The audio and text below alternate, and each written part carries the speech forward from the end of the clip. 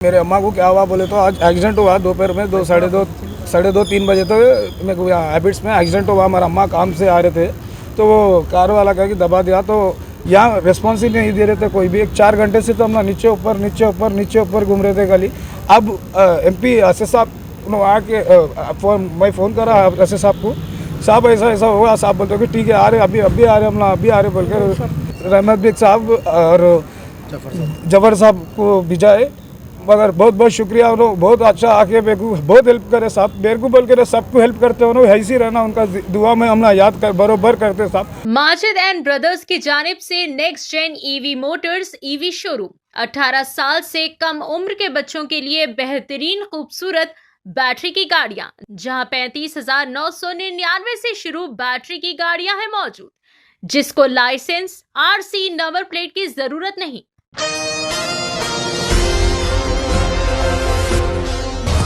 Abids chapel road पर एक इंतहाई ज़्यादा दिलखराश व खौफनाक सड़क हादसा। जख्मी खातून को बर वक्त इलाज दिलाने में मजलिस की मुदाखिलत।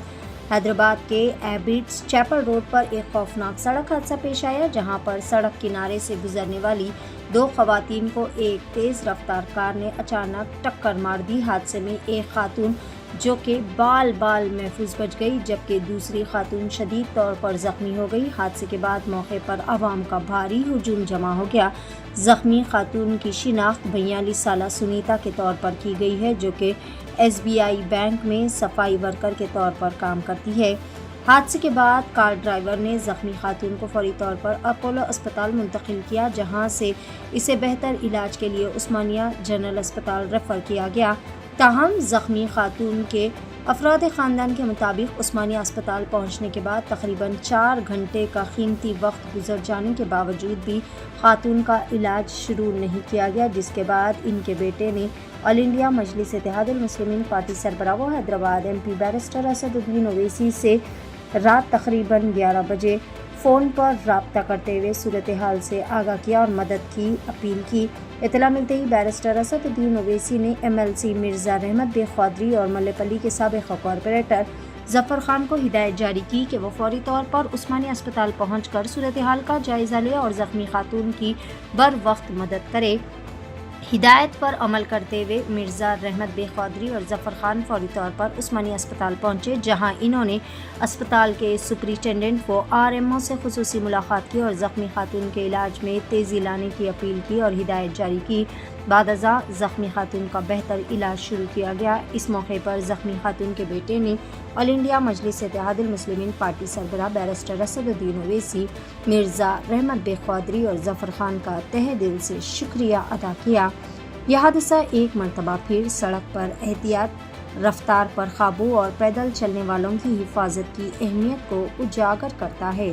जानते हैं मुकम्मल तफसीलात पेश नुमाइंदा रिपोर्टर शेख इब्राहिम की एशियन TV न्यूज़ चैनल के लिए खास रिपोर्ट। साबिक़ कॉरपोरेटर जनाब जफ़र खान साहब उस्मानिया हॉस्पिटल आए और गोशा महल असम्बली हल्के के एरिए में एक ख़वातीन है, उनका नाम P सुनीता बोल के है और उन्होंने स्टेट बैंक में सफाई का काम करते हैं।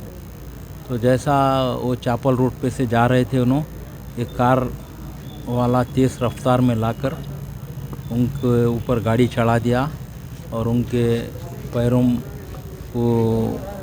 पैरों की हड्डियां टूट गए।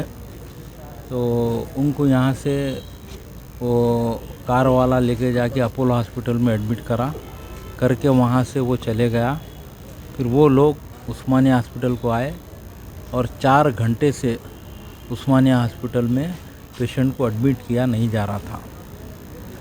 तो इसकी इत्तला सदर मोहतरम को यहाँ के जो हिंदू भाई लोग हैं वो लोग दिए और सदर मोहतरम मुझे हिदायत दिए। हम आकर सुप्रिटेंडेंट साहब से बात किए और RMO साहब से बात करके उनको यहाँ पर एडमिट करवाने लगाए। और यहाँ पर मुझे अफसोस भी होता है, गोशा महल का रुकन असम्बली को भी ये लोग फ़ोन करे बोले और वो कोई जवाब नहीं दिया।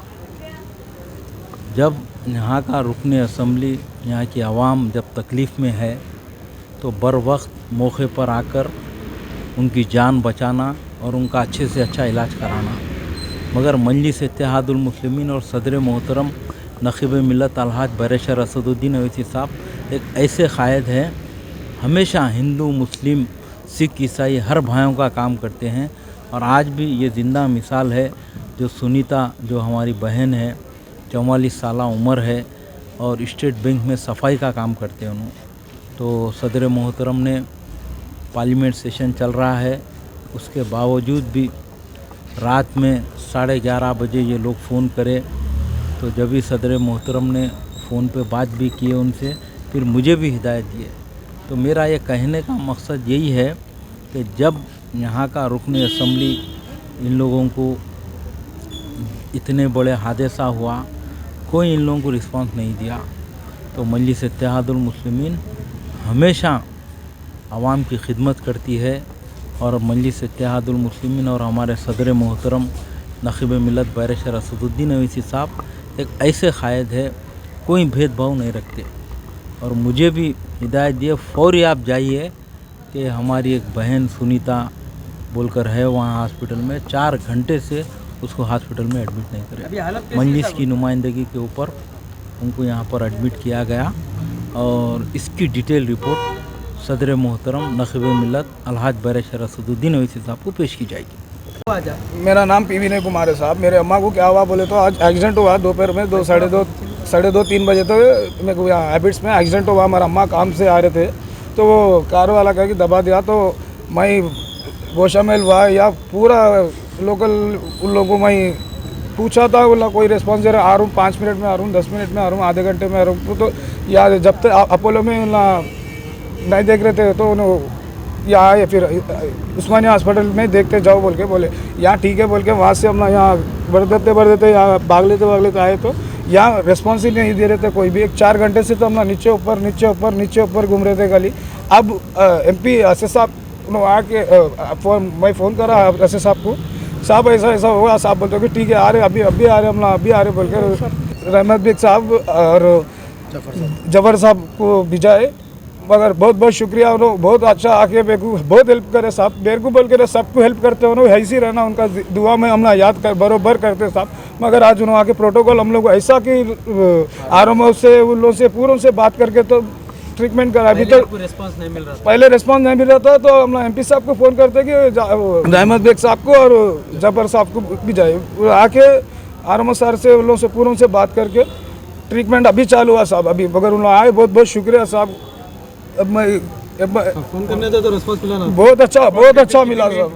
नहीं मेरे को बोले 20 मिनट में, बोले 15 मिनट में आ गए साहब। 18 साल से कम उम्र के लड़के और लड़कियों के लिए अजीम पेशकश। हैदराबाद दक्कन में एक नुमाया नाम माजिद एंड ब्रदर्स की जानिब से next gen EV motors EV showroom, जो बहादुरपुरा चौराहा किशनबाग रोड हैदराबाद में मौजूद है, जहां पर आपकी ख्वाहिश के मुताबिक 18 साल से कम उम्र के बच्चों के लिए बेहतरीन और खूबसूरत बैटरी की गाड़ियां मौजूद, जिसको लाइसेंस RC नंबर प्लेट की जरूरत नहीं है। इस गाड़ी को कम उम्र लड़के लड़कियां स्कूल और कॉलेज के लिए इस्तेमाल कर सकते हैं। इनके अलावा औरतें और सीनियर सिटीजन भी इस्तेमाल कर सकते हैं, जिसमें 10 ता 12 मॉडल्स दस्तयाब है, जिसकी कीमत सिर्फ 35,999 से शुरू होकर 86,999 पर खत्म होती है, जिसमें मोटर और कंट्रोलर की वारंटी 2 साल है, बैटरी चार्जर की वारंटी 1 साल है। ये तमाम models next gen motors Bahadurpura पर मौजूद है। मजीद तफसीलात के लिए 9246109197 या फिर 9246209197 पर रब्त करें।